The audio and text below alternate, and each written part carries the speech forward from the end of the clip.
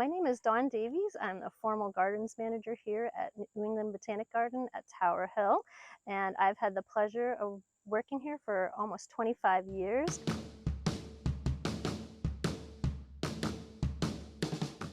The vegetable garden was one of the first gardens here at Tower Hill, I think only preceded by the cottage garden that has a couple of extra years on it.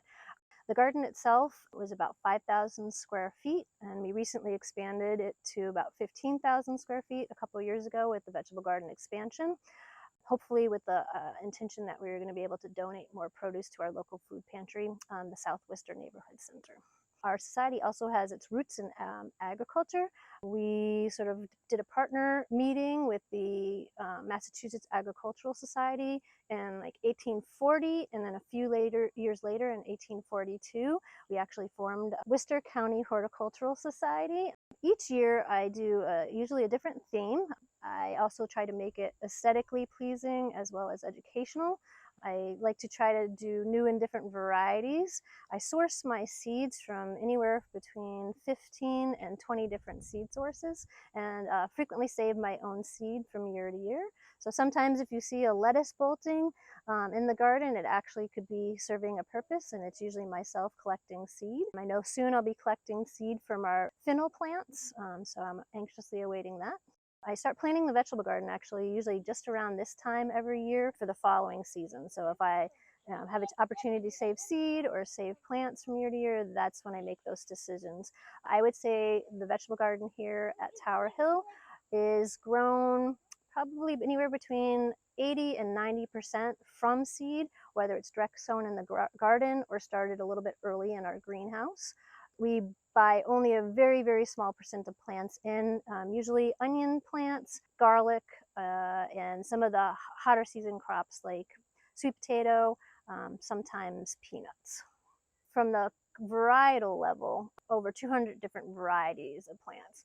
But in general, we're growing things that are relatively common like tomatoes, peppers, eggplants, to something more unusual like peanuts and maybe okra, unusual varieties of sweet potato, rice, which some people don't realize you can grow in New England. And this year we're growing a variety called Black Madras, which is very deep, almost maroon foliage, and they're just starting to put up their seed head now. So hopefully I can collect seed sometime in late September or October. So we do have pests in the vegetable garden. I know people frequently comment, I don't see any pests, but we do have pests. Usually a lot of the insect pests are controlled by hand picking. If we have a really bad outbreak, sometimes I'll actually choose to pull the plants and just put something else in its place. There's some years where we've had different diseases. One in particular is late blight, which affects solanaceous crops, in particular potatoes. It was a bacteria that actually caused the Great Famine in Ireland, and the bacteria actually will persist on live plant material year to year. So if you grow potatoes, which can overwinter in New England, and that pathogen can also overwinter on that live plant material. Sometimes if I knew I had that, and we did have that probably about maybe about 10 years ago, I just chose not to grow potatoes the following year. So we made sure that that pathogen was not going to become a problem, because we have to think of not just our own site, but that's a pathogen actually that can affect local farms. So just chose not to grow potatoes again the following year. So very, very low impact environmental sort of things. And we do a lot of IPM, so a lot of scouting, and try to get on top of things before they become a problem. Most of our produce, in fact, the last, say, year and a half, has gone to the South Worcester Neighborhood Center. Last year, we were able to donate over 1,200 pounds of produce, which was great. This year, I'm not sure if we'll be able to donate quite as much because we've had quite a rainy season, but I think we'll do pretty well. They made the request last year during one of our conversations that they would love to see more eggplant, maybe more tomatoes, and in particular hot peppers. So I was able to do 9 different varieties of eggplant, which have been enjoying this really lovely weather we've been having, and has been one of our top producers. We had 15 varieties of tomato and we have well over 20 varieties of peppers, and about half of those are hot. We would prefer that they didn't. Sometimes in select maybe tours that's guided by a staff member, you may be invited to taste test, but only in those situations, because we do want to give most of our produce to the local food pantries. With a lot of the other spaces in the garden, we're very lucky to have a very dedicated core of volunteers. So I usually have sessions on Tuesdays and Thursday mornings for 2 hours from 8 to 10. And most of my garden maintenance gets done between those 2 hours. We have some newer volunteers and some volunteers that have been volunteering for a long time, and we do anything from sowing seeds to planting vegetable plants into the ground, a lot of weeding, so much weeding.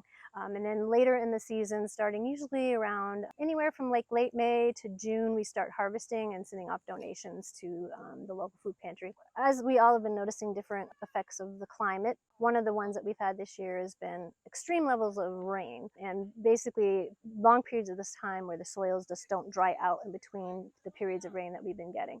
So with that, there's been increased disease pressure, and we've been having where we've sown seeds and some of it, the seeds have just rotted in the ground and actually never germinated, or they'll come up and they'll get damping off, which means they'll germinate and then basically not too long after die. So that's a little disappointing, but I usually always plan to have, say, about 10 to 20% more. So either I'm growing 10 to 20% more actually plants, or I'm ordering in about 10 to 20% more seed.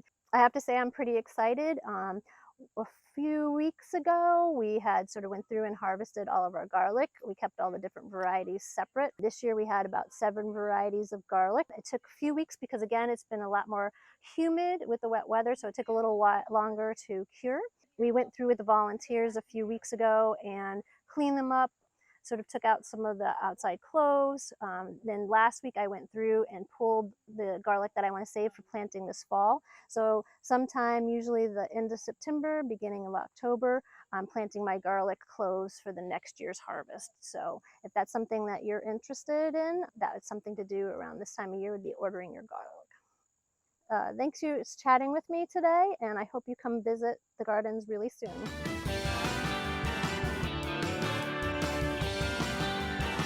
I have to say it's one of my favorite spaces in the garden.